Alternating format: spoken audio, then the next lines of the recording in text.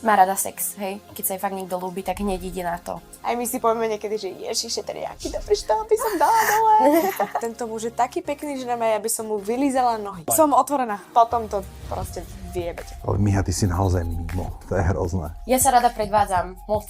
OK. Moc. Keď idem napríklad na nejaké party, tak začnem čo najviac sexy akože tancovať. Čo najviac sexy, hej? Okay. Že pomerička. Ja som bola taká, že rozlietavá, ale proste fakt nemám... Prosím ťa, kedy si bola rozlietavá? Máš 17 rokov. Keď si mala 13, si bola rozlietavá? Prestaň byť taká šlapka, prosím ťa, máš 17 rokov. Vy si myslíte, že ste cool.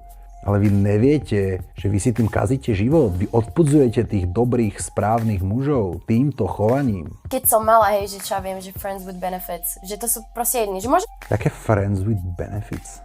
Proste nie je tam nič viac, že necítime nič spolu, len sa proste, že zabavíme, hej. Jak zabavíte? Prečo sa rozdávaš niekomu, kto ťa nechce ani len za frajerku? To není zábava. Tebe to zničí život. Nie, však ale ja si akože zakladám na tom, že ako chalan, že vyzerá, že na tom výzore a hlavne, jak je oblečený. Na tom si zakladáš, Dominika, hej? Že ak je oblečený, ale nezakladaš si na tom, aby ti kúpil aspoň kávu predtým, ako sa mu odovzdáš. Ale hlavne, aby mal cool tenisky. Nechápem, jej fotrovi toto nevadí, že toto rozpráva? Má Dominika otca? Ak má Dominika otca a aj otec toto pozerá, ty, Dominikin otec, tebe prehováram teraz.